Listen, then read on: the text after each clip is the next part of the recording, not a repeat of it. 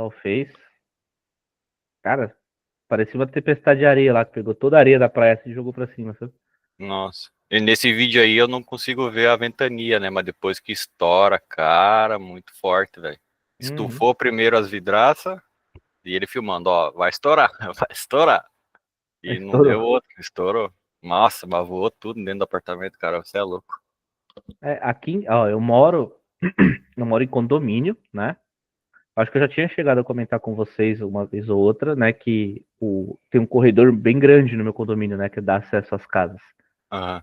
E esse corredor faz muito vento nele. Qualquer brisinha que tá dando aqui, entra no corredor, parece que, né, potencializa, assim, vai o corredor inteiro, né? Cara, deu essa ventania, parecia que tinha alguém batendo na minha porta aqui. Imagina. A porta fica pá, pá, pá, batendo isso, porque é térreo, né? Não tô, É, depende lá em cima. né?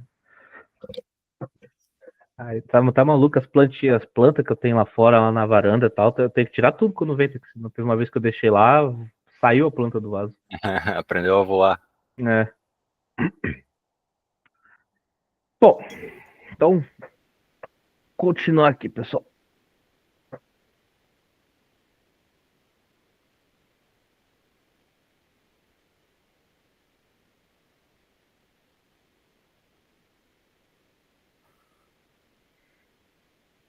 Bom, nós falamos do cadastro de perguntas, né?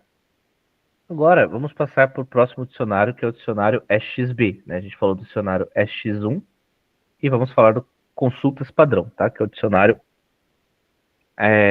o diretório SXB do dicionário de dados.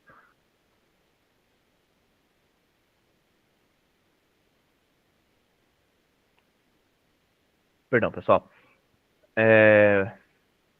E primeiro, né? O que é uma consulta padrão?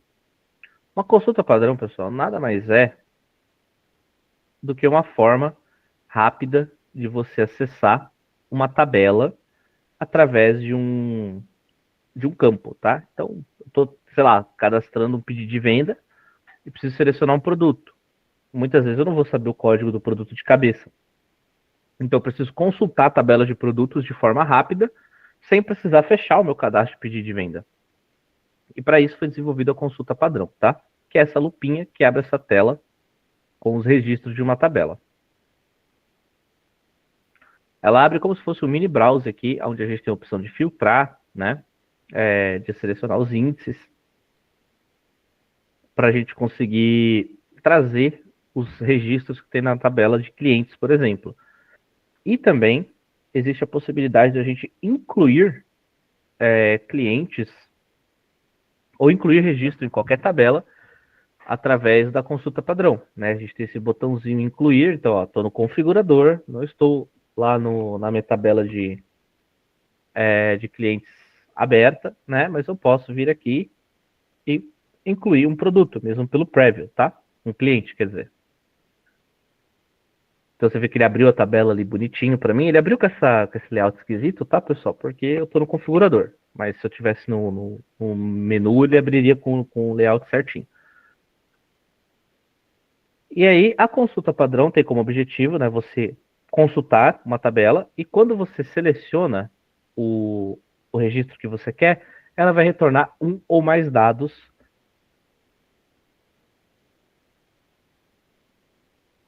Ela vai retornar para você um ou mais dados daquele registro específico. Nesse caso aqui, ele retorna código e loja, tá?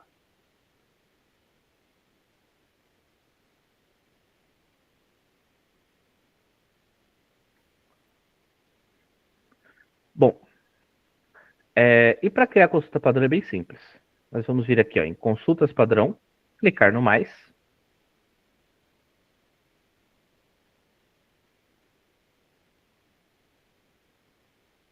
Deixar marcada a opção de consulta padrão. Vamos dar um nome para nossa consulta, que vai ser B1 aula. Vamos colocar a descrição produto, né, em inglês e espanhol. clicar em avançar. Aqui ele vai abrir uma seleção de tabelas para a gente. Então eu vou dizer para qual tabela essa consulta padrão vai apontar. Eu quero que ela aponte para a descrição genérica de produtos, que é a tabela SB1. Marquei aqui. E aqui eu posso habilitar ou não inclusão nessa tabela, aquele botãozinho de incluir. Eu quero habilitar. E aqui nós vamos colocar os índices e as colunas que vão aparecer na consulta padrão. Porque assim, quando a gente cria uma consulta padrão, não é como se a gente estivesse acessando a rotina de cadastro, tá? A gente vai criar um browser e a gente tem que definir as colunas e os índices que vão ser setados nesse browser, tá? Então, primeiro temos que fazer o índice obrigatoriamente. Não é possível incluir uma consulta padrão sem índice, tá? É obrigatório. E aqui ele vai abrir os dicionários S e X, né? Os índices da tabela que eu selecionei lá atrás. Então eu vou pegar o índice 1, que é o filial mais código. E agora eu vou definir as colunas. O que são essas colunas? Quais campos que vão aparecer para visualização do meu usuário nessa consulta?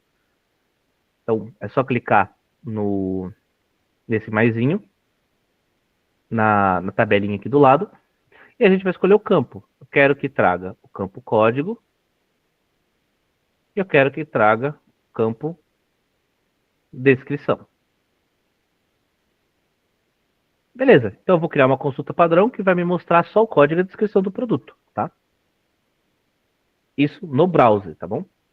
Então, clicando em avançar, ele vai pedir para mim construir um filtro, caso eu queira, tá? Então, eu posso já fazer uma consulta padrão com um filtro direto. Por exemplo, vamos supor que eu estou criando uma rotina customizada, uma tabela customizada, e nessa tabela eu vou colocar produtos do tipo PA somente. Não tem por que eu criar uma consulta padrão para um campo dessa tabela que me mostre todos os tipos de produto. Eu posso simplesmente criar um filtro aqui que me retorne somente produtos do tipo PA, produtos acabados. E aí, como que eu faço esse filtro, né? Assim como qualquer outro dentro do Proteus, pessoal. Você vai colocar o nome da tabela, o indicador de áreas, o nome do campo que você quer filtrar, por exemplo, a um tipo, né? Qual que vai ser a referência que você vai fazer, se vai ser diferente, igual, está contido, né? Aí você vai ter os operadores, que a gente fala disso lá no DVPL2. Colocar um exatamente igual aqui, a PA. Pronto, já criei um filtro. Só vou trazer produtos do tipo PA na minha consulta padrão, tá? E aí eu posso, a complexidade desse filtro, pessoal, só vai depender da sua necessidade, tá? Porque eu posso colocar um OR aqui, né? PA ou outra coisa. Posso utilizar o AND, né? Tem que ser do tipo PA e alguma outra coisa também, né? Não ou outra coisa. Posso chamar uma rotina, inclusive, eu não preciso construir o filtro, eu posso desenvolver um código pelo VS Code, esse código ter um nome, por exemplo, ó, F30comp. E dentro desse código eu construo um filtro. E aí aqui eu só chamo ó, o F30comp.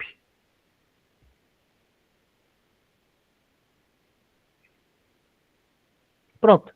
Eu vou chamar a função do meu VS Code, ele vai passar por aqui, vai construir um filtro, vai me retornar um filtro, e aí esse vai ser o filtro que vai ser aplicado na minha consulta padrão, tá? Então é para isso que serve esse campinho aqui. E temos o campo retorno, que nada mais é, o que ele vai retornar? A consulta padrão ela é ativada a partir de um campo, porque eu quero preencher um campo com alguma informação.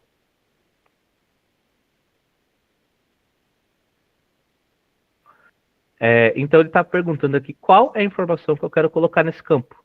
No meu caso aqui, eu vou colocar... só vamos fazer o seguinte, vou dar uma... voltar aqui. Vou trocar para SA1, e aí já fica em conjunto com o que é. Opa, trocamos para SA1, deleta esses carinhas aqui. Pegar o índice da SA1. E aqui eu quero trazer código. e nome.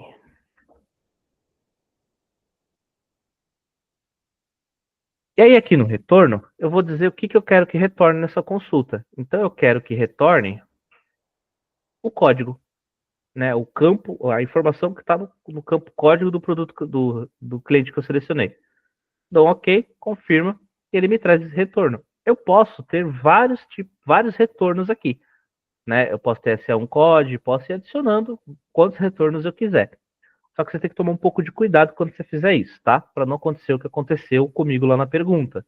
De eu usar a pergunta, de eu usar o consulta padrão e ele preencher um campo que não deveria. Eu já explico como é que isso funciona. Então, vamos finalizar aqui.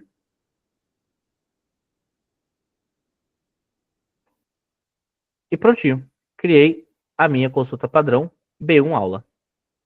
Quando eu clicar no Preview, ele vai me mostrar aqui, ó, essa consulta padrão exatamente do jeito que eu criei, com um índice só, com código e nome. Eu posso incluir um cliente a partir daqui. Então, ele abre aqui a tabela de inclusão, né, para mim conseguir confirmar. Posso visualizar esse, esse cliente, né, para me ver mais dados sobre ele, além do que já está no browser. E quando eu der um duplo clique, ele vai me retornar o cliente. Aqui, como eu fiz no Preview, não mostrou o retorno desse cliente. Mas vamos lá agora, lá na pergunta que a gente fez. E vamos trocar a consulta padrão cliente aqui para P1 aula.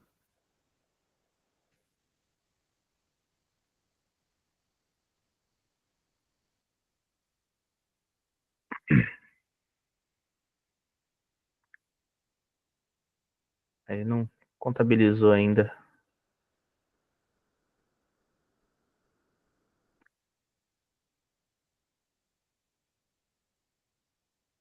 Fechar, abrir de novo. Ver se agora ele contabiliza. Pode falar? Viu, Leandro? Eu não sei se existe alguma prática quando, por exemplo, você for incluir tanto aqui na consulta padrão quanto em perguntas ou em outros campos, quando você inclui, que você personaliza, existe um monte de códigos aqui, né, que ele eventualmente vai se bagunçar com a tua base original. Existe, por exemplo, alguma metodologia que os programadores usam em consenso, os que têm bom senso, no caso de começar, tipo, com X, underline, eu posso usar o underline nesses nomes aqui? Só não no começo, mas pode. Isso. Geralmente, né, que nem você vê que aqui no grupo eu já criei com X, né? Geralmente toda customização que a gente vai fazer, seja campo customizado, qualquer dicionário de dados que a gente vai criar, a nomenclatura sempre começa com X, tá? Uhum. Acabei não fazendo isso aqui, né? Mas deveria ser, por exemplo, XB1 aula, tá? Entendi. Essa é uma boa prática. Sempre que inicia com X, a gente sabe que é um campo customizado, tá? Uhum. Campo ou um dicionário customizado. Beleza. Tá? Infelizmente não é todo mundo que aplica, né? Mas Sim, não, eu fico mais em questão de, cara, se eu pegar alguma base que tenha customização e se não tiver uma boa prática, lascou. você não sabe que aquilo ali é customizado a primeiro momento, né? Sim. Bom, então beleza. Marquei aqui, né, na minha consulta, na minha pergunta, a nossa consulta que a gente acabou de criar. Então, ó, ele vai me trazer aqui o meu cliente, eu vou selecionar, e como vocês podem ver, ó, dessa vez ele não jogou um aqui para baixo. Por quê? Porque eu não pedi dois retornos, eu pedi um só. Na consulta padrão, quando a gente pede dois retornos, o que ele faz, né? A gente tem os campos. Deixa eu dar um Windows R aqui, Notepad. A gente tem os campos. É, a underline code. E, por exemplo, vamos supor que eu queira retornar código de loja. É código e CPF, tá? A1 underline CGC. O campo código tem tamanho 6, né? E o campo CGC tem tamanho 14, se eu não me engano. O que acontece? O retorno, ele é um só. Ele retorna uma única informação. Então, o que ele vai retornar para mim? Ele vai me retornar um string tomado entre esses dois campos. Então, ele vai me retornar, basicamente,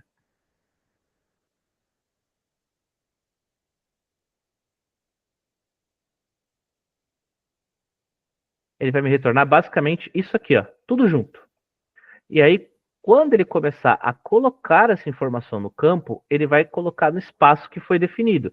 Então, se o campo que eu criei, né, para receber a informação dessa consulta padrão, o campo que chamou essa consulta tiver tamanho 6, o que ele vai fazer? Ele vai começar a colocar os dígitos lá.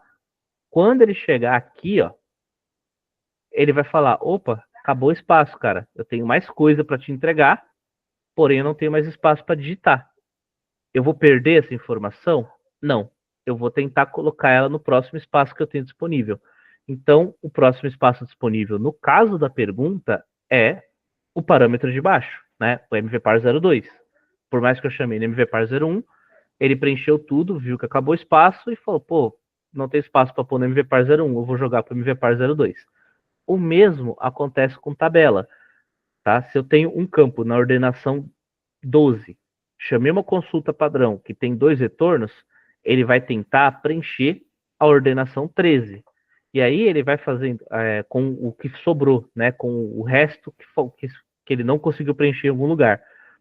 Caso você não tenha para onde colocar isso aqui, por exemplo, eu fiz a pergunta e não tinha o MVPAR02 embaixo. Foi a última pergunta que eu fiz. Ele não ia achar onde preencher, e aí sim ele perderia a informação do CPF, né? Porque ele ia tentar colocar em algum lugar, não ia achar lugar nenhum, e ia se perder essa informação.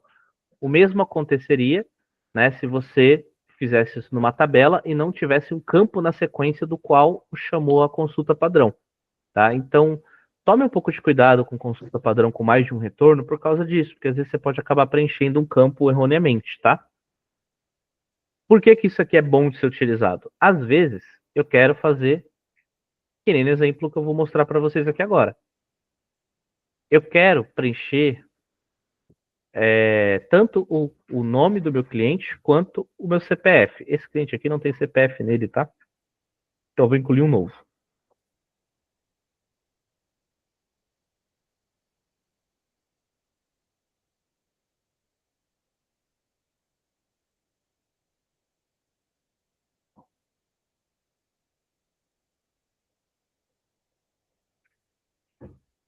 Cadê? Olhei antes.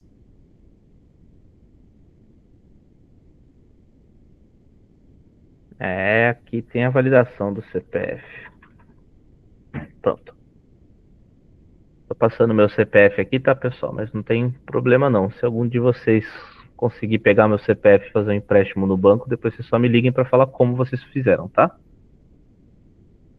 Não, relaxa. E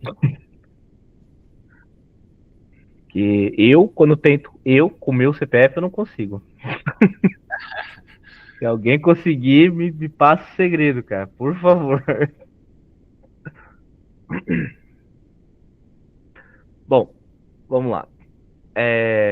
Então, agora eu cadastrei um produto aqui, né? Com CPF, só para mim demonstrar para vocês. Alguém tinha levantado a mão para fazer alguma pergunta? Perdão. não, agora não. Beleza. E agora, aqui na minha consulta padrão, eu vou editar ela. Em vez de eu ter um retorno, eu vou ter 2. Então, eu vou retornar o SA1 COD e o SA1 CGC.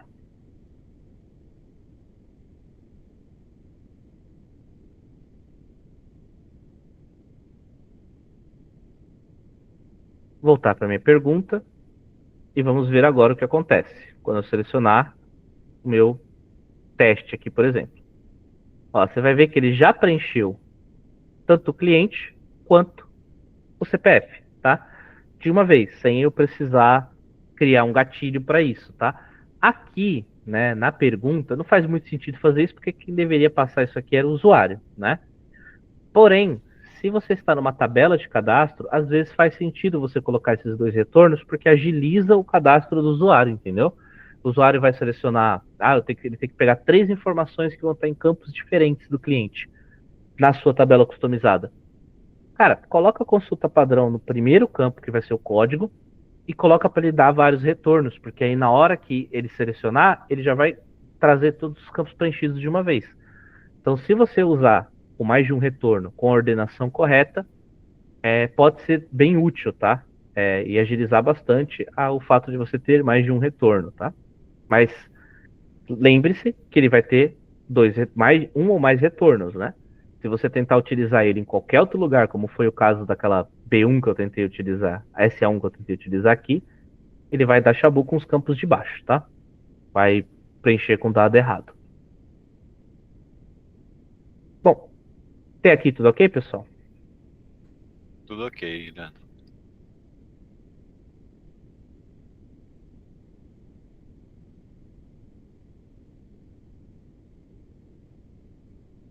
Bom, então,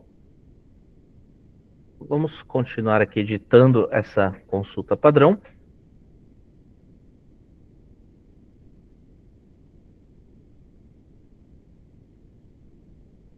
Deixar o CGC aqui. E agora eu vou falar sobre novos índices, tá? Então, eu fiz com um índice aqui. Eu estou ordenando por código e loja. Mas vamos supor que eu quisesse ordenar por nome em vez de código, né? A ordenação é como vai ser a visualização da tabela, tá? A visualização do grid. Então, agora eu tenho 2 índices. Porém, sempre que eu crio um índice novo para uma consulta padrão, eu preciso informar as colunas novas para esse índice. Então, aqui no código, ó, eu tenho código e nome. Aqui no meu índice, eu vou pedir para trazer o nome,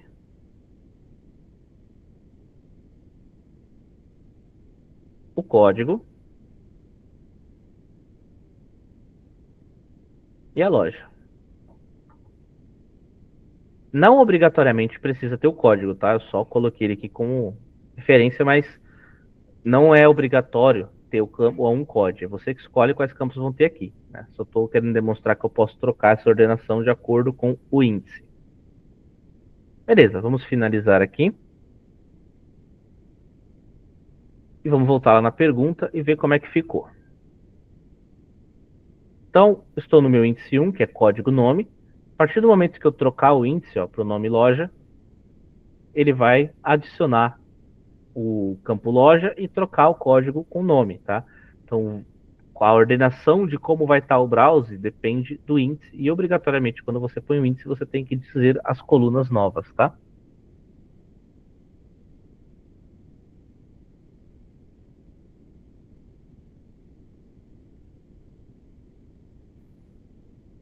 Bom, e como vocês puderam ver, quando vamos fazer uma consulta padrão, a gente tem mais opções além da consulta padrão. A gente tem consulta específica de usuários e view web service. Essas consultas, elas são muito específicas, tá? Então, eu não passo, não explico a fundo, né, que nem eu expliquei a consulta padrão. Por exemplo, a consulta específica. A consulta específica, ela é uma consulta que a gente cria para poder olhar para uma tabela temporária, por exemplo. Né? Vamos supor que eu precisei fazer uma query, gerei uma tabela temporária, e eu quero que na hora que o cliente clique naquele campo, ele abra uma tabela temporária, porque eu vou trazer dados de 6 tabelas ao mesmo tempo para ele ali, né? Juntos em uma única. E aí eu tenho que fazer uma tabela temporária para isso. Então, isso aqui eu só consigo explicar para vocês como criar uma consulta específica explicando codificação.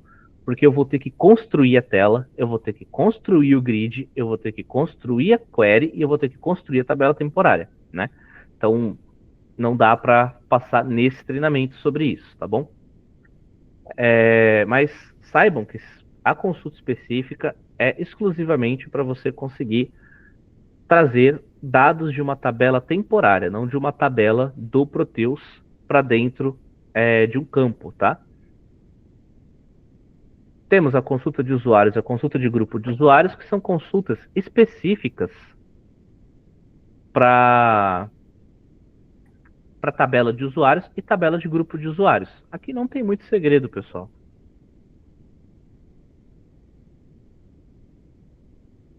É basicamente, você pode ver que é duas telas. É consulta de usuários, nome e o retorno da consulta. Eu quero retornar o ID e o nome.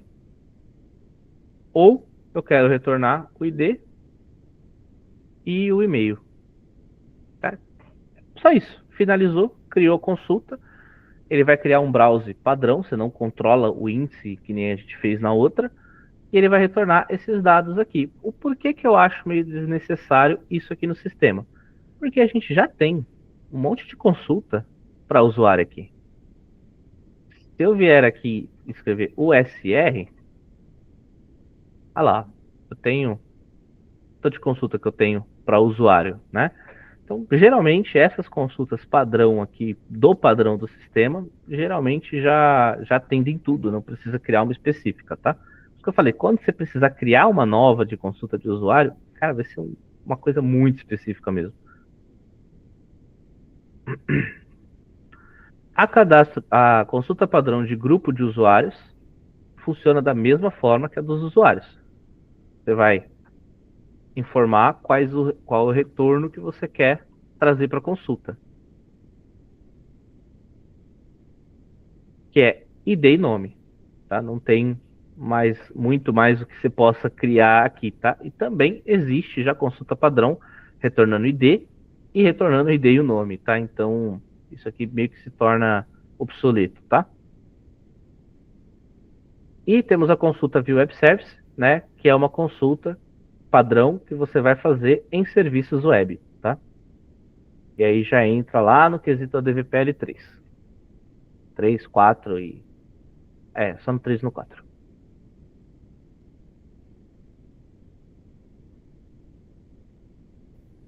Pessoal, alguma dúvida com a consulta padrão? Tudo certo.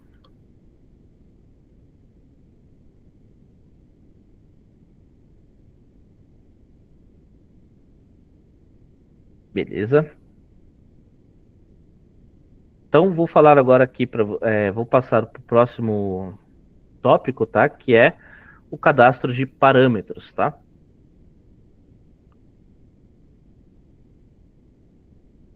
Não precisava ter saído aqui. Que é o dicionário SX6, se eu não me engano.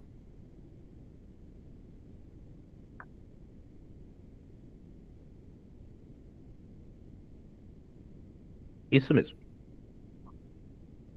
Então, para cadastrar os parâmetros, é só vir aqui na aba Parâmetros e a gente já tem acesso a todos os parâmetros do sistema. Primeiro, antes de falar, né, do como cadastrar, que é um parâmetro, tá? O parâmetro no Proteus, a gente utiliza ele por dois motivos. Primeiro, para saber como uma rotina vai se comportar ou para captar uma informação. Por que eu falo? Porque como uma rotina vai se comportar? Existem parâmetros do padrão do sistema que alteram o comportamento de rotinas que já existem dentro do Proteus. Por exemplo, rotinas de nota fiscal, eu tenho diversos parâmetros que eu posso mudar o conteúdo deles para mudar layout, para mudar um monte de informação que que podem ser alteradas na nota fiscal. Às vezes, no pedido de compra, por exemplo, existe um parâmetro que a gente habilita que toda vez que quando a gente incluir um pedido de compra, ele precisa passar primeiro por uma alçada de aprovação antes de fato você poder finalizar esse pedido de compra, né? E por padrão, sem esse parâmetro estar habilitado, né, sem você ter ido lá mudar o valor dele de falso para verdadeiro, você não precisa passar por essa alçada, né? Então, muitas vezes quando a gente está codificando, a gente quer dar a opção do usuário escolher como ele vai modificar, vamos dizer assim, a nossa rotina, claro, em cenários preparados, né? Então, eu tenho uma rotina que vai seguir determinado caminho, mas chega num ponto que eu preciso perguntar para o usuário: Usuário, você quer seguir o caminho A ou o caminho B? E como que você faz isso dentro do sistema, sem abrir uma tela para ele digitar coisa ali? Você cria um parâmetro. Você cria um parâmetro na documentação da sua customização, você vai colocar, ó, se quiser que siga o caminho A, deixe o parâmetro X com tal valor. Se quiser que siga o caminho B, troque o parâmetro X para N valor, tá? Então, esse é um dos motivos da gente utilizar parâmetros, tá? Para poder criar bifurcações ali na lógica da nossa rotina e o cliente poder dizer, né, qual desses caminhos aí ele vai seguir. Segundo motivo é parametrizar informações que você vai ter dentro de um fonte. Vou dar um exemplo. Eu fiz um desenvolvimento que era uma integração, eu não lembro de qual plataforma que era, mas era um e-commerce, né? Fiz uma integração de um e-commerce com o Proteus. E essa integração era, todos os dias eu tinha que ir lá nesse e-commerce, né? Perguntar para esse e-commerce se eu tinha vendas finalizadas, se eu tinha vendido algo. E aí, quando eu retornava para o Proteus, eu cadastrava os pedidos de venda, faturava os pedidos de venda e gerava os boletos, né? Para pedidos do tipo boleto. Ou fazia o faturamento ali do cartão de crédito, né? Fazia toda a parte ali, se fosse cartão, Pix. E aí o que acontece? Quando o pedido ele era pago no boleto, né? Quando a gente tem boletos dentro do sistema, geralmente a gente tem que gerar um KNAB e enviar esse KNAB para o banco. Eu podia fazer uma integração já gerando, né, o borderô ali que ia fazer o KNAB, porém, o que o usuário me pediu? Ele falou, olha, de momento a gente não quer que gere o borderô automático para eu poder fazer o KNAB depois, tá? Eu quero que esses títulos, né, eles fiquem em aberto. Não quero que você nem fature eles. Quero que esses títulos de boleto fiquem em aberto e depois a gente vai manual faturar e aí futuramente a gente faz esse desenvolvimento. Então o que eu fiz no meu fonte? Eu deixei desenvolvido os dois, tá? Eu deixei desenvolvido as duas partes, tanto a parte do faturamento quanto a de não faturado. Criei um parâmetro e falei para eles, falei, ó, quando vocês quiserem que a rotina passe a faturar, vocês venham aqui e troquem esse parâmetro para verdadeiro. Dessa forma, quando você passarem para verdadeiro, eu vou começar a faturar os pedidos do tipo boleto, né? E aí, dentro desse mesmo desenvolvimento, eles pediram também para mim colocar outras opções, né? Ah, quando for Pix também não fatura. Então, como já passou de um, né, eu criei um parâmetro ali para eles e falei, ó, nesse parâmetro aqui você vai me dizer todos os tipos de pagamento que você não quer que fature. Então, eu não quero que fature Pix, não quero que fature boleto, não quero que fature cartão de crédito. Você vai entrar nesse parâmetro e vai digitar os tipos de pagamento que você não quer que fature e ele vai parar de faturar tudo. Né? E aí, quando você quiser que volte a faturar, você desmarca, né? Você tira essa opção do parâmetro e aí ele volta a faturar. Ou você marca true e ele passa a faturar todos no segundo parâmetro. Então eu dei opções do cliente manipular a minha rotina depois que eu entreguei, sem precisar que ele me chamasse de novo ou contratasse a minha empresa de novo para mim ter que ir lá fazer essa manutenção, tá? Então, esse é um uso bem legal aí dos parâmetros que, inclusive, quase tudo quanto é rotina padrão aí, você tem uma lista de parâmetros que controla várias coisas, tá? Geralmente você acha essa lista de parâmetros na documentação oficial da rotina. Por exemplo, vou falar sobre ver uma romaneio, né? Geração de documento de carga romaneio. E aí, quando você abre a rotina do romaneio, a documentação da rotina que você cadastra o romaneio, faz tudo ali, você tem uma lista de parâmetros e explicando cada um deles e o que cada um deles faz e como eles mudam as rotinas. Beleza, pessoal? Aqui ficou alguma dúvida do que são parâmetros e por que utilizá-los? Tranquilo. Beleza. Bom, e para cadastrar eles, por mais que o uso deles possa parecer um pouco complexo, o cadastro deles é muito fácil, tá? é só clicar aqui no mais. Caso a gente queira que esse parâmetro seja exclusivo de uma filial, a gente informa qual é a filial, mas os únicos campos obrigatórios são o nome do parâmetro e o tipo. No nome do parâmetro, vocês podem ver aqui, ó, que tem muitos parâmetros chamados MV. O pessoal gosta de criar parâmetro com MV. E aí, geralmente, o pessoal faz assim, né? Cria MV, underline, xpar, né? Só que eu não recomendo que vocês criem parâmetros chamado MV. Porque a chance de aparecer um parâmetro novo com o mesmo nome do seu é muito grande. O que eu geralmente faço, tá? Eu pego o nome da empresa. Desenvolvi para Natura, por exemplo. Eu vou colocar NT ou vou colocar NA. Ou o nome do módulo que eu estou fazendo. Estou fazendo no financeiro. Então, eu vou colocar FN ou FI. Tá? E aí, depois, eu coloco underline X, o nome que eu quero. Então, por exemplo, aqui vai ser para aula. Eu vou criar o parâmetro AL, underline, X aula. Tá? Então, dessa forma, fica um pouco mais difícil, né, do seu parâmetro ser substituído em atualizações de releases aí, tá? É impossível? Não. Mas tornar ele mais específico torna mais difícil de acontecer, porque diferente das tabelas, a gente não tem uma nomenclatura reservada para parâmetros customizados, tá?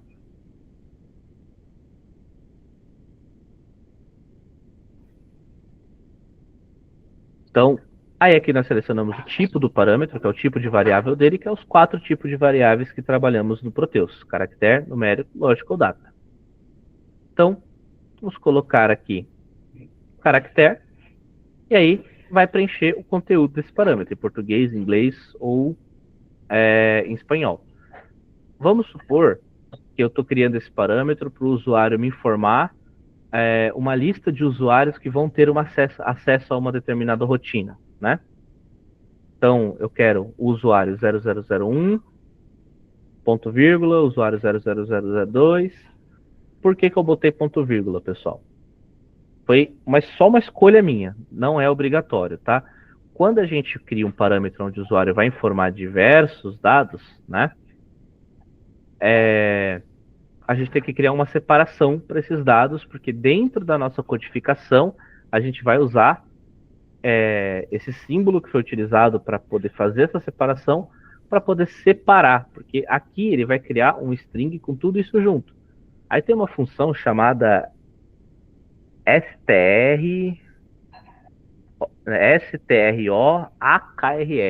que eu chamo de apelido carinhoso estocar, né?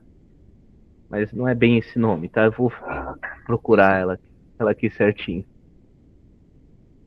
strokr, Proteus.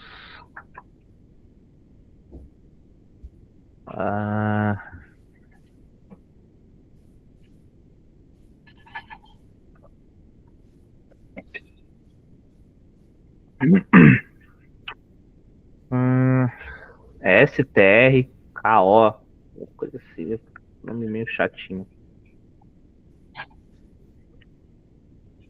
Manipulação de string.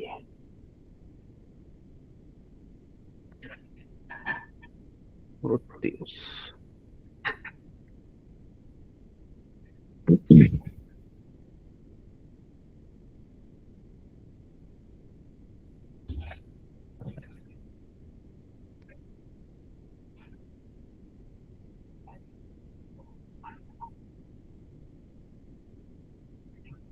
Aqui, ó. STRTOKRR. É que eu chamo só de estocar porque fica mais fácil. Essa função, o que ela faz? Ela vai pegar um string que você vai passar para ela, que no caso seria o meu parâmetro, e você vai passar como você quer dividir ele, né? O token. Então eu passaria aqui, por exemplo, o meu parâmetro, né? O conteúdo do meu parâmetro, e passaria aqui nesse token o ponto e vírgula. E aí eu ia criar um array com várias posições, cada posição sendo o conteúdo entre o ponto e vírgula, tá? Então, por isso que aqui não é obrigatório ser ponto e vírgula. Pode ser qualquer coisa. Você poderia pedir para a pessoa colocar traço, para colocar só vírgula, colocar barra. Vai depender de como você vai fazer a leitura desse parâmetro, tá?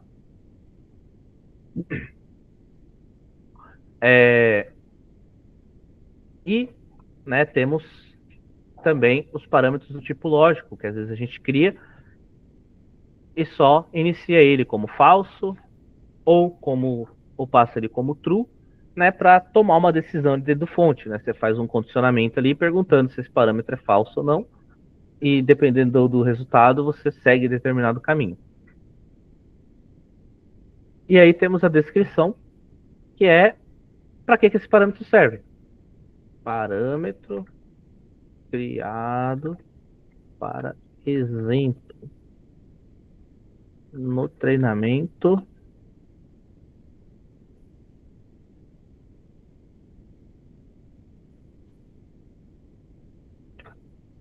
E aí, pessoal, vocês podem ver que eu tenho 3 campos, ó, descrição, conte descrição e conte descrição de novo. E aí eu tenho a mesma coisa para o inglês e para o espanhol. Por quê? Por algum motivo, que eu não entendo até hoje, eles decidiram criar 3 colunas para descrição, tá?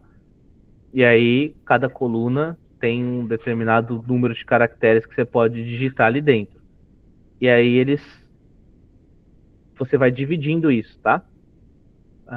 Parâmetro. Vou dar insert aqui. Aí. Então, quando eu salvar esse parâmetro, ele está me avisando que eu não coloquei conteúdos no inglês e no espanhol, então eu posso só continuar, não é obrigatório colocar.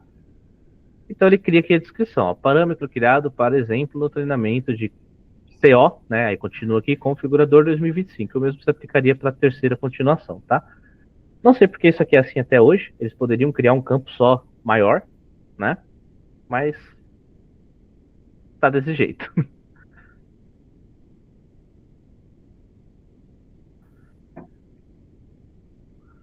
Bom, e é só isso sobre os parâmetros, pessoal. Não tem muito mais segredo de como editar, alterar, criar ele. É só realmente só isso mesmo. E para editar, só vem aqui na edição trocar o conteúdo dele.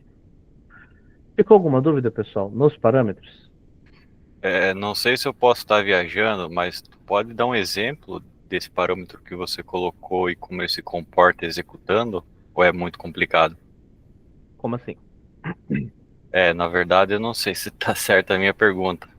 Por exemplo, a gente criou antes a gente mexeu nas consultas padrão e nas perguntas e você mostrou como isso se comporta na tela do usuário ali, aplicando as configurações que a gente fez.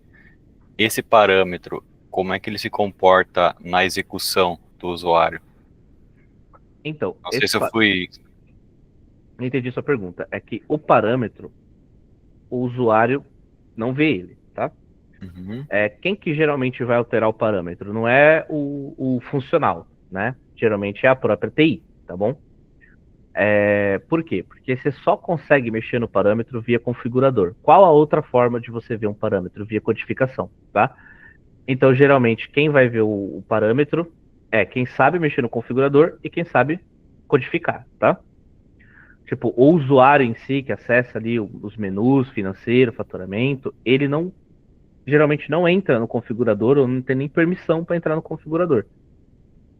Uhum. Tá? Aí ele não consegue mexer. A única forma de manipular ele aqui Um é exemplo, deixa eu ver por se eu essa forma. entendi. Sim, deixa eu ver se eu entendi. Um parâmetro, por exemplo, eu preciso cadastrar um imposto X que é específico da minha empresa.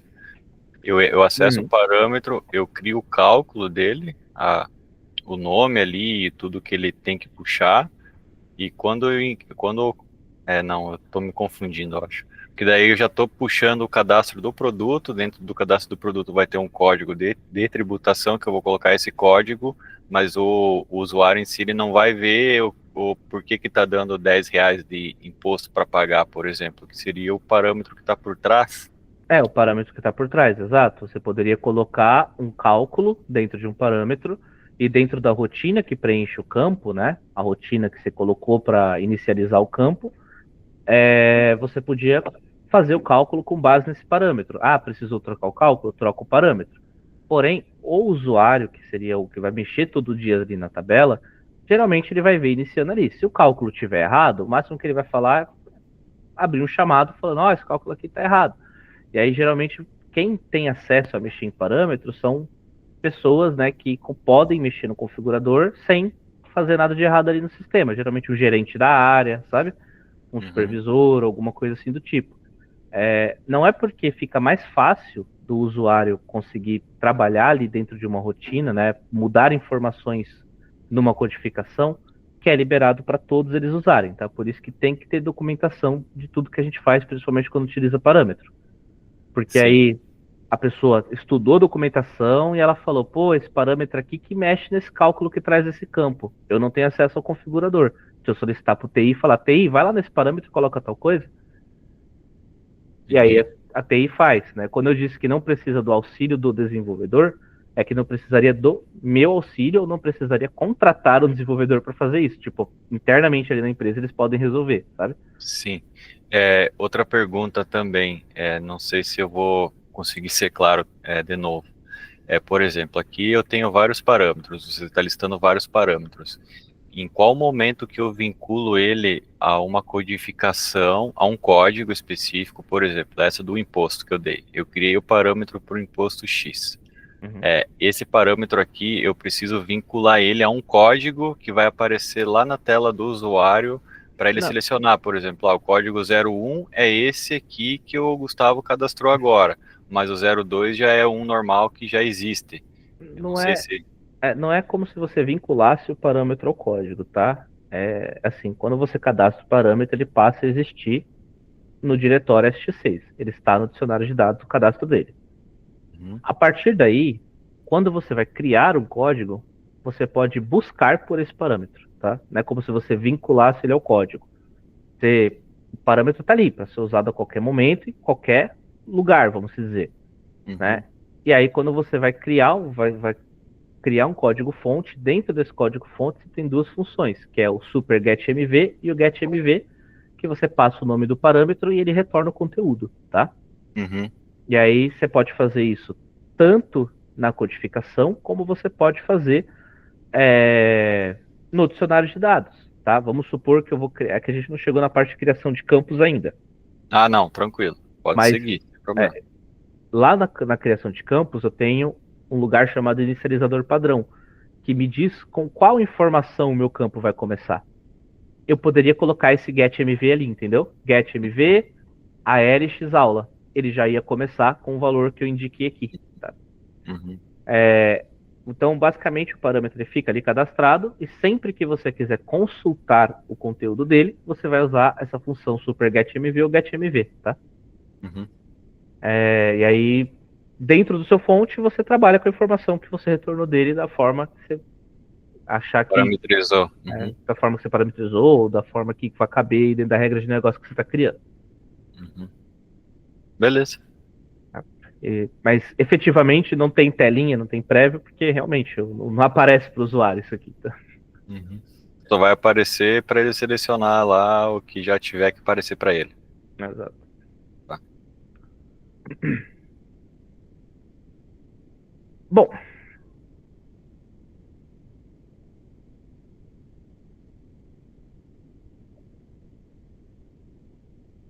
beleza. Então agora, pessoal, vamos falar de gatilhos, tá?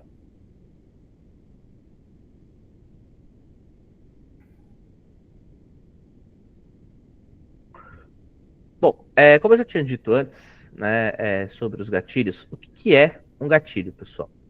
Um gatilho, é uma configuração que a gente faz no dicionário de dados para chamar uma função ou engatilhar uma função que vai trazer um dado para outro campo. Então, por exemplo, vamos supor que eu preencha o campo, estou cadastrando meu cliente lá. Deixa eu até abrir aqui a consulta padrão.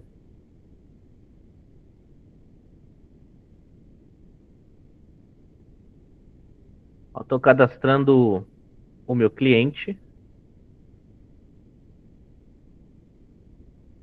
Tinha que abrir assim, né? Por causa do. Eu tô aqui direto. Vamos voltar lá para a pergunta. A pergunta ele vem bonitinho.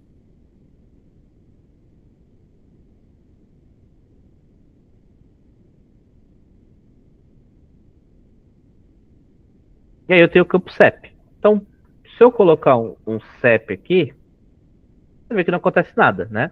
Mas, geralmente, na maioria dos sites locais onde você vai informar o CEP, quando você passa o CEP, ele já preenche o estado, já preenche a rua, né? Já preenche o bairro, já preenche algumas informações que você pode pegar através lá do Google Maps ou do site dos Correios, através do CEP.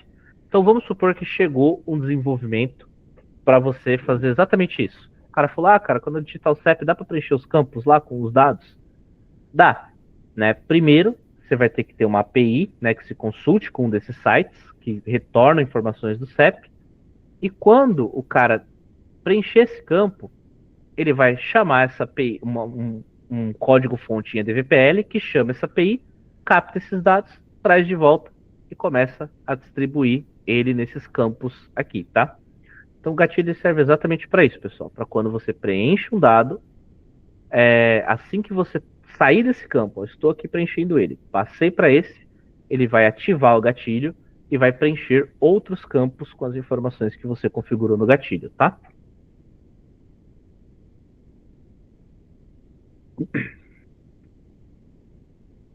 Então, como que a gente cadastra o gatilho? Vamos utilizar o próprio campo CEP ali como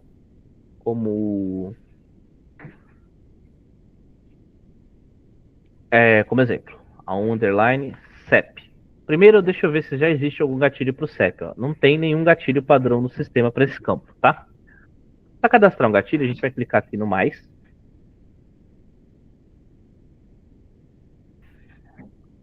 Vamos selecionar qual campo que vai iniciar esse gatilho, que vai ser o A1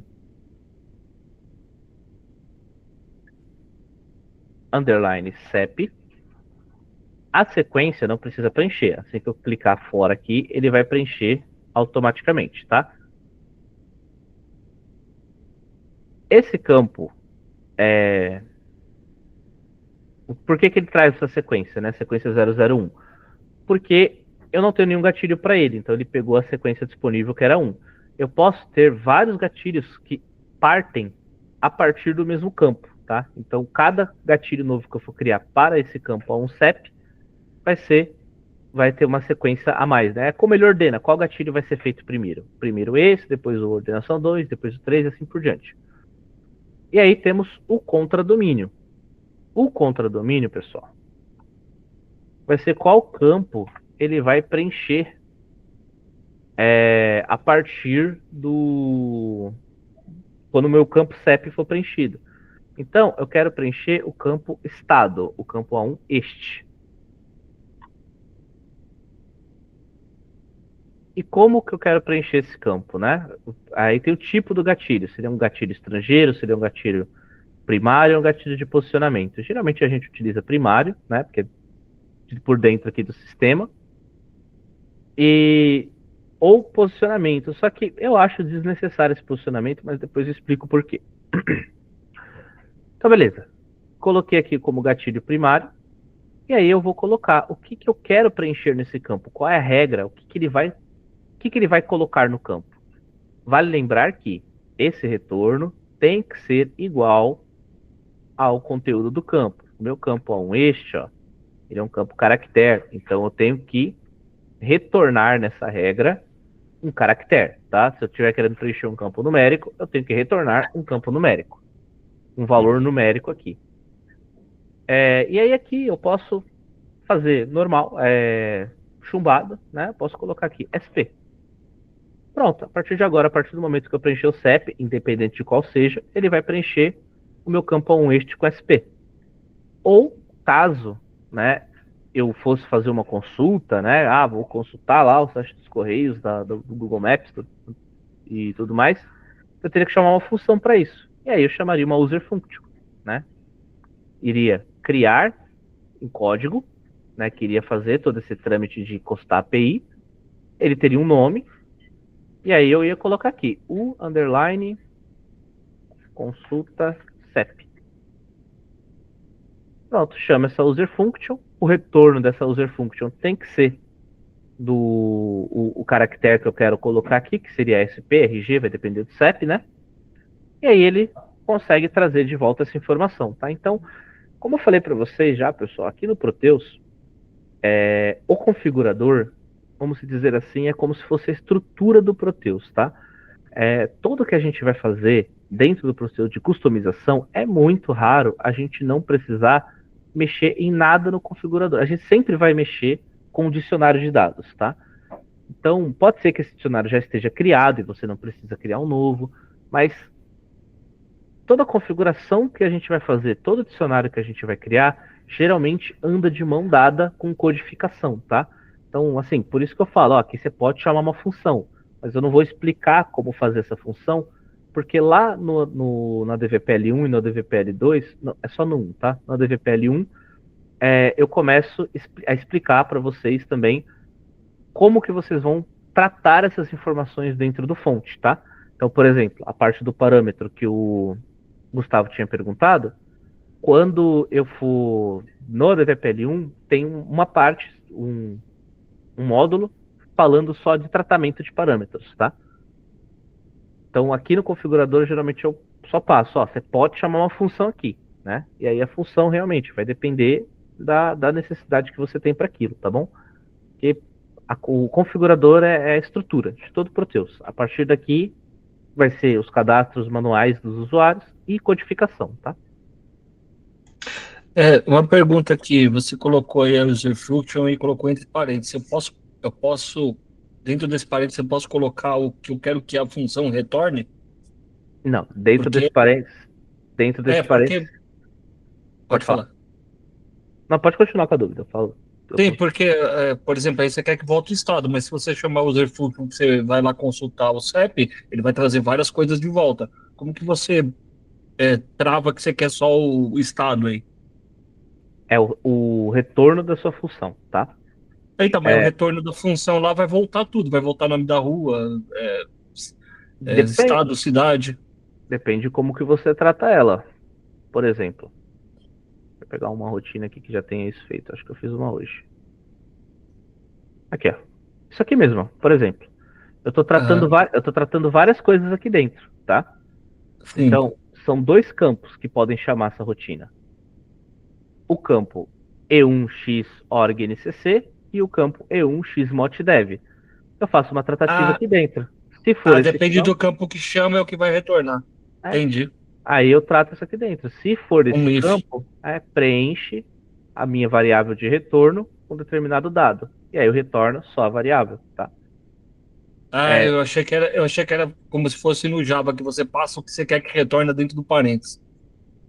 você pode retornar mais de uma coisa sem problema. Você pode retornar um array aqui com várias informações, tá? Sem problema. Aham.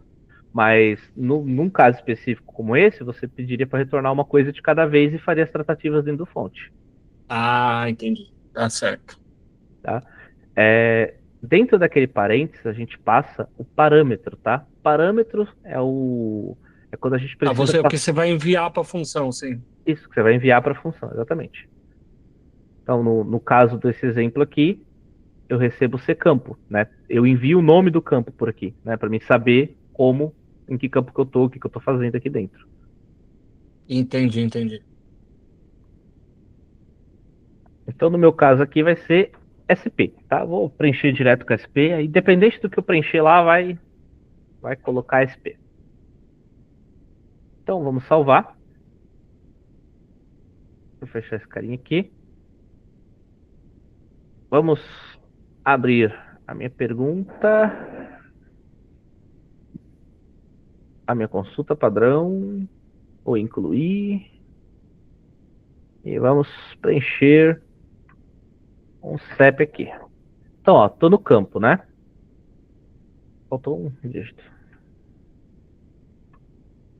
Então, na hora que eu preencher esse zero final, ele vai sair do campo e ele não preencheu o SP porque ele não pegou a modificação, porque eu não fechei o configurador. Então, vamos sair, base de dados,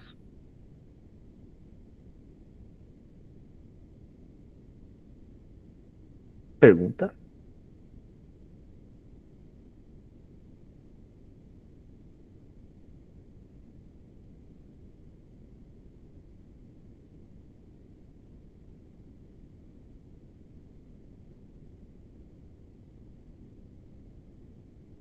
Prontinho.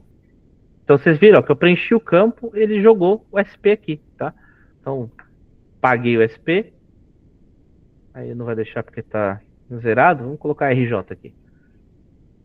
Cliquei no campo de novo, saí do campo, mudei algo, então eu tenho que mudar algo. Só clicar e sair não adianta, tá? Ele não ativa o gatilho de novo se não tiver alteração no campo. Então, ó, alterei aqui de 0 para 1, ele vai ativar o gatilho de novo e vai jogar SP aqui mais uma vez, tá? E aí eu posso fazer isso para quantos campos eu quiser, né? Eu quero preencher, estou preenchendo o estado, aí depois eu quero preencher o bairro, o endereço, a mesma regra para todos, tá, pessoal? A coisa que vai mudar é como você vai chegar nesse estado, se você via codificação, né? Se vai deixar manual ali. Inclusive ali você poderia passar o conteúdo de um parâmetro também no gatilho, tá? Podia chamar direta a função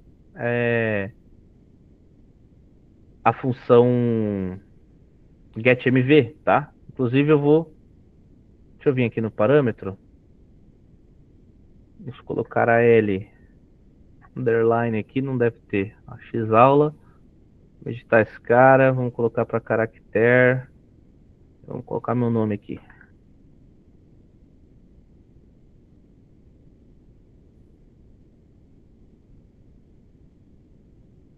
Continua.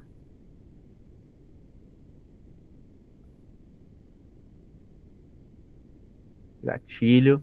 E aí vamos criar Vou trocar isso aqui. Vamos colocar São Paulo.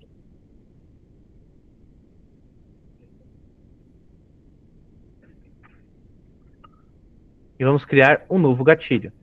Ainda partindo do A1 underline CEP, que agora vai ser a sequência 002.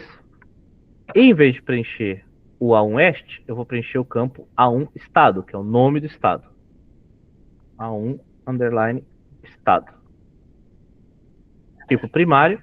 E aqui eu vou colocar a minha rotina, que seria get mv, que é a rotina padrão, né, do Proteus para poder chamar um parâmetro, AL underline x aula.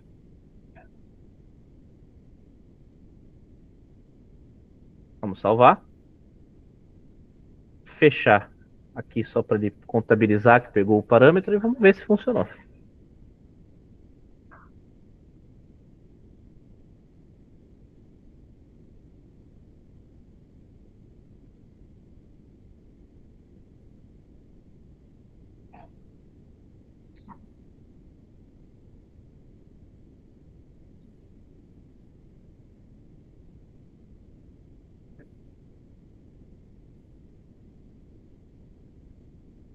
Não, ele não preencheu nada aqui no endereço. Provavelmente meu parâmetro está escrito de forma errada, tá?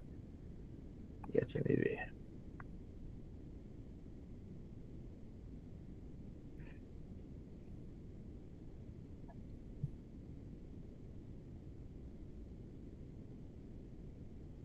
GetMV. E o nome do parâmetro. Acho que eu passei o nome do parâmetro errado, viu?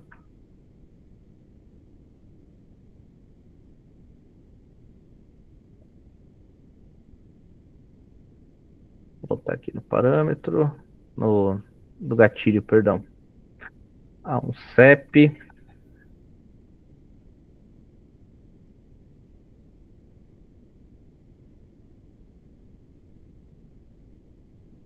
AL getMV. AL xaula. Vou ver o nome do parâmetro lá agora.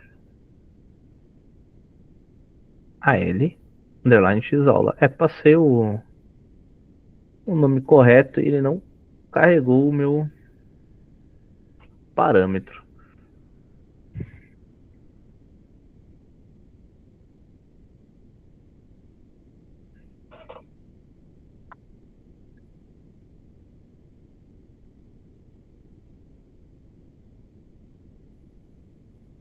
O retorno dele deveria ter sido um caractere, Não entendi aqui o porquê que ele não conseguiu retornar, tá, pessoal? Mas depois eu dou uma olhadinha Ele e... diferencia É, maiúsculo de minúsculo? no tipo ali não é caractere primário? Não, não, aqui é tipo... Não, nada a ver. Esquece. É o tipo do campo, tá? Que importa aqui. Se o campo for um campo do tipo numérico, você tem que retornar o numérico. Se for um campo do tipo Caractere, ele caractere, isso aqui deveria me retornar um caractere, porque o meu parâmetro ALX aula é um parâmetro do tipo caractere, tá? Não entendi por que que não foi aqui, mas não diferencia, tá? Minúsculo de maiúsculo. Tanto que se eu pegar esse mesmo getMV, botar um ponto de parada aqui, ó, qualquer fonte, executar ele, ele vai retornar o valor correto. Não entendi por que que ele não veio aqui. O campo ali é um estado mesmo? É, É, né? se tivesse errado esse campo, ele teria me acusado, tá? Na hora Que de eu, salvar. que eu errei o nome do campo. Ia falar o campo não encontrado. Entendi. Cadê aqui na tabela? É um estado mesmo. Será que por causa das aspas aqui, cara? Eu acho difícil, mas vale a tentativa, né? Simples, né? Aspas simples. É, pode ser por isso, né? Mas eu acho difícil ser isso, mas É, sim. vou fechar aqui.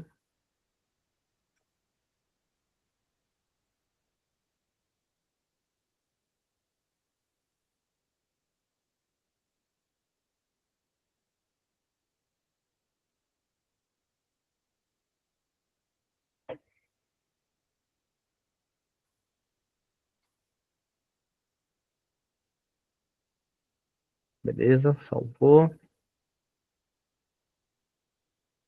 Consulta padrão, perguntas. Para a última. Às vezes também pode não estar funcionando pela forma que eu estou executando, tá, pessoal? Porque não é muito comum, né? Vocês estão vendo o caminho todo que eu estou fazendo. Eu abro a pergunta, abro uma consulta, da consulta eu abro incluir, tá? Uhum. Tudo por dentro do configurador. Às vezes, se eu for lá no sistema, no módulo, ele funciona normal, tá? Não é 100% isso aqui que eu estou fazendo, tá? Eu só faço dessa forma para agilizar um pouco a explicação.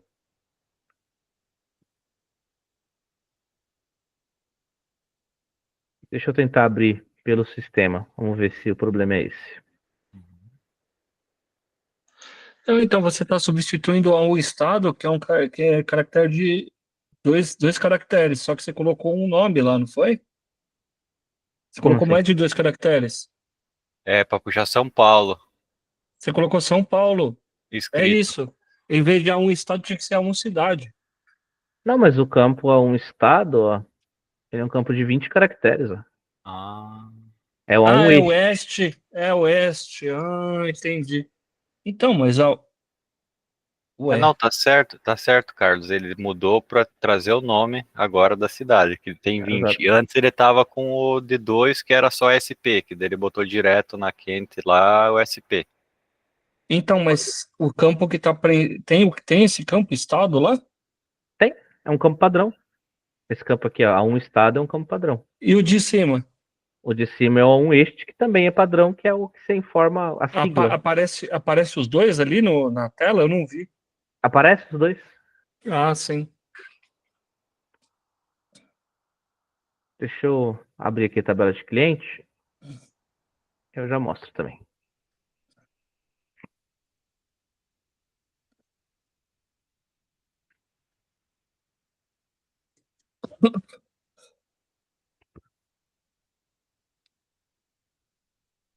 Ó, esse cara aqui, ó, É. é o A1 este. Aham. E o estado. Ele não tem aí, ó. Não tem o nome No... do estado. Ah, verdade. Só É é por isso. SP. Eu tava olhando aqui no endereço, que é o Endereço, A1. sim. Eu vi você clicando no endereço. Eu falei, ué, mas não é esse daí. É no município lá, ó, é por da direita, ali do lado do Não, CEP. não, esse é o Mas é Código. um código. É também um código de Eu município. acho que esse Não, campo. ali, ó, ali no, do lado do CEP, do lado direito, não tem o município? Não é Mas ali que é que é a 1-1. seria, no caso, São Paulo, estado, São Paulo, cidade, Eu acho que eu É, acho que acho que esse campo não é usado, tá? Ele é um campo que então, existe. ele está dentro do cadastro do estado. Você cadastra a sigla e o nome do estado, não é? É verdade, é isso aí. Quando você pesquisa ali, tipo, SP ali, aparece toda a lista com a sigla e o nome Mas do estado. isso, mas aqui é outra tabela. Se eu não me engano, isso aqui é uma tabela. É padrão, né? É uma tabela, é um S5 isso aqui, tá? Tem um campo dentro da tabela de clientes que tem o estado. Tanto que se eu consultar ela aqui, ó, SA1 agora, SA1.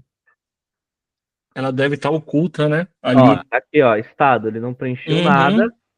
porém, deve ser um campo que está oculto, tá? Quando a gente cria um campo, a gente pode dizer que ele não, para ele não aparecer aqui para o usuário, tá? Então pode ser que ele seja oculto. Então vamos só trocar lá no meu gatilho. Só troca pro Ah, município. Tamun,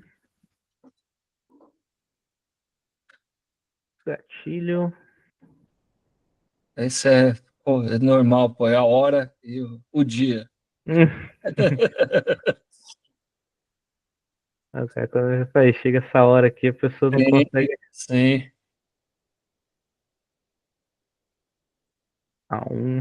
Bom. Não, agora eu dou razão pro nosso programador interno lá que ele fala, cara, não sei, eu tenho que sentar, estudar e ler e descobrir. É Né? muita coisa mesmo. Isso que é só Não dá para lembrar pontinha, de né? tudo, não, cara. Não dá para lembrar de tudo. Ah, Não, eu não. tô percebendo aí que não é Cara, bem por aí. quando você trabalha com desenvolvimento, como eu falei, aquilo que você está fazendo na hora, você tá na cabeça, tá quente na cabeça ali, você lembra de tudo, né? Ah, Ficou 2, 3 dias sem fazer, você já começa. não, Ah, você substitui por novas É, informações e novas O, Le- situações o diferentes, né? Leandro, o Leandro pode falar melhor porque ele trabalha com desenvolvimento, mas acho que a pior coisa é alguém te interromper, tipo, tocar um telefone, alguém parar você e perguntar, Sim, você tem que voltar e reler tudo que você fez para você voltar na lógica. não, sim. cara, tem. Mas isso não só nessa função, onde eu tô também eu tenho isso, cara, é a pior coisa que tem, velho. Tu tá Não, no foco ali, de repente vem não sei o quê. Já você foi. Já tem que parar, escutar a pessoa e depois às vezes, voltar, assim. às vezes acontece de eu estar focado aqui, desenvolvendo, fazendo alguma coisa, né? E aí, tipo, alguém manda mensagem ou me liga e fala, Leandro, aquele desenvolvimento lá que você fez, não sei o quê. Tipo, eu Tu fico já entra em outro assunto. eu fico uns 15, 20 segundos, assim, tipo, tá. Só um minutinho, deixa eu Do puxar. que ele tá falando. É, sei como é que é. Tanto que minha resposta padrão é, vou verificar, já te retorno. Tá certo. Não, mas é interessante ter esse tipo de conversa aqui, porque na empresa lá, nossa gerente, ela tem, às vezes, a mania de achar que é simples, mas ela sabe que não, né? Mas a maioria das pessoas que não estão no sistema fala, mas é só mudar isso aqui para cá, Cara, eu mas já não ouvi, entende o contexto, né? exato, eu já ouvi isso em um desenvolvimento de uns 11 meses que eu tava, cara. A Eita, gente, 11 meses. a gente Hum, construiu um monte de coisa, aí o cara pegou, falou pra eu colocar um outro negócio ali no botão, aí a gente falou, não, dá pra pôr tal. Aí falou, tá, mas quantas horas adicionais vai precisar disso? Aí a gente passou, né, as horas. Se eu não me engano, acho que era 24 ou 26 horas a mais que a gente precisava. Mas na, é só trocar um É, botão, pô. exato. Não, mas é só trocar o negócio do botão aí, pra que tudo isso? E eu falei, cara, a gente tá numa rotina que tá sendo desenvolvida há 11 meses, que só para esse desenvolvimento a gente tem 40 fontes. Eu vou mudar Nossa. uma coisa aqui e vou ter que começar a mudar informações em todas essas outras fontes. Não é uma coisa simples. Pode parecer, mas sabe, é, por é a mesma trás. coisa que tu chegar no mecânico, ele com o motor fechado e pedir para ele trocar uma pecinha que tá lá dentro, velho. Não tem como você não fazer sem abrir o motor, não adianta. Exatamente. Ai, Bom, aqui preencheu agora, pessoal. Vocês viram Sim. aí. Vou, Uhum. vou apagar ele aqui. Né? Vamos trocar o 7 por 8. E é assim que ele sai do campo, ele já engatilha o São Paulo aqui, que pegou direto do parâmetro. Então aqui a gente tem 2 exemplos. Um exemplo com uma função chumbada e chamando uma rotina. Eu, no caso, chamei uma rotina padrão, mas eu poderia chamar uma customizada também com o underline, tá? Aqui eu ainda estou no configurador. Então, antes só da gente encerrar, por hoje, eu vou falar sobre a parte de posicionamento aqui do gatilho, tá? Quando a gente vai trabalhar com gatilhos de posicionamento, o que a gente quer dizer com posicionamento, tá? Vamos supor que eu habilitasse aquele campo estado ali, tá? O campo está desabilitado ali dentro do meu... Ele está desabilitado dentro do meu... dentro da minha tabela. Aí eu vou lá ali no configurador, clique, marco ele como usado, ele vai aparecer estado e estado de novo, que seria a descrição, né? Essa descrição está dentro de uma outra tabela, que é a tabela X5. Né? Se eu selecionar L, eu sei que a descrição é Alagoas. O que eu poderia fazer? Eu poderia me posicionar no momento que eu selecionar o estado aqui, eu poderia me posicionar na tabela dessa consulta padrão, me posicionar nesse registro e pedir para ele retornar essa descrição e preencher no gatilho, e no gatilho retornar essa descrição para preencher o campo com o valor que ele selecionou aqui, tá? Isso eu poderia fazer também pelo gatilho, e para isso a gente utiliza a parte de posicionamento, porque aqui que a gente vai fazer? Posiciona, coloca sim. A gente vai dizer o alias, eu quero que você posicione na X5. Posiciono na X5 pelo índice 1. Qual que é a chave? Aí eu vou pegar o índice, né? No caso aqui, tem que ver qual que é o nome desse X5 aqui. Então, eu passaria o índice, que deve ser tabela mais código. Né? Eu ia passar X5 underline tabela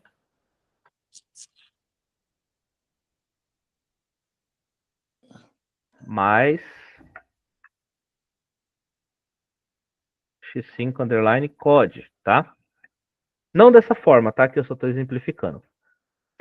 Seria realmente os valores aqui. E aí, eu ia dizer o que vai retornar. O que é para mim retornar da tabela? Eu vou me posicionar aqui. Consegui me posicionar. O que eu retorno? O X5 underline desk. Então, ele vai me retornar Amazonas, Amapá, Bahia, o que está na descrição aqui, tá? Isso funciona para qualquer tabela. Eu poderia estar me posicionando numa tabela de cliente para retornar o nome do cliente. Poderia estar me posicionando numa tabela de produto para retornar a descrição do produto. E aí a gente usa o posicionamento para isso, né? Para posicionar numa tabela, pegar um dado dessa tabela, sem precisar, né, de consulta padrão, alguma coisa do tipo, direto pelo gatilho. E o porquê que eu acho que ele é inútil, né? Essa parte de posicionamento. Porque eu não preciso preencher ele dessa forma, né? Pelo menos quando a gente tem um pouco de conhecimento de codificação, não tem necessidade de preencher ele parte a parte. Existe uma função no Proteus chamada posicione, que inclusive eu estava mostrando um fonte agora com ele, ó. Posicione. Estava posicionando inclusive na X5, ó. Essa função do posicione, ela faz exatamente a mesma coisa que aquele gatilho, que esse monte de campos aqui, ó. Cadê o meu bloco de nota aqui? Então, ó, o que eu vou estar passando aqui, ó? Eu chamo a função posicione. Primeiro parâmetro é X5, que é igual ao alias. Segundo parâmetro, ordenação, que é igual a ordem. Terceiro parâmetro, que é a chave pela qual eu vou buscar, o campo chave. Último parâmetro, o que eu vou retornar dali? O X5 desk. Inclusive, eu tenho quase certeza que isso aqui internamente chama uma função posicione, tá? Então, eu não vejo muita necessidade de preencher esses caras, sendo que eu posso simplesmente colocar ele como gatilho primário e colar esse carinha aqui, ó. Pronto. Eu vou ter o mesmo resultado de uma forma mais, vamos dizer assim, ao meu ver, pelo menos para mim, mais simples do que preencher esses carinhas aqui, né? Não sei se deu para entender a minha lógica. Sim, ele faz tudo isso, tudo que aqueles outros campos fazem, mas você coloca tudo em um campo só. Fica Exato. mais fácil de visualizar, inclusive, né? Porque é uma sequência, né? Sim. Fica mais fácil de debugar, cara, também. Muitas vezes a gente vai debugar alguma coisa e aí a gente pega, tem uma função, cara, é muito mais fácil. Você pega a função ali, coloca no debug, joga aqui no console de depuração, pronto, retornou o que você queria, sabe? Não precisa nem de muito esforço. Sim. Bom, pessoal, então já deu 23 horas. Ficou alguma dúvida aqui, pessoal? No gatilho?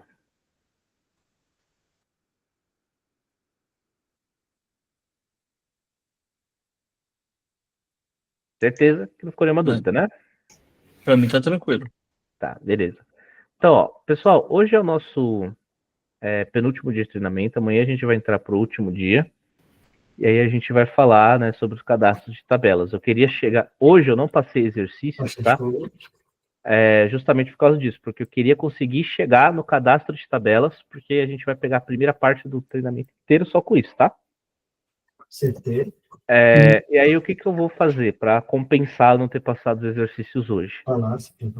No final do treinamento, eu vou criar um compilado de exercícios para vocês e envio. E aí vocês, com o tempo aí, final de semana ou durante a semana, vocês vão fazendo. E aí vocês vão podem vir tirando dúvidas comigo, podem me enviar. Fiquem à vontade ali para usar meu WhatsApp como se fosse um consultor particular de vocês, tá? Fiquem tranquilos. Só mandar mensagem ali que eu respondo, tá bom? Ok. Show de bola. Beleza, pessoal. Então, até amanhã. Bom descanso. Boa noite. Até amanhã. Boa noite, gente. Valeu. Tchau, tchau.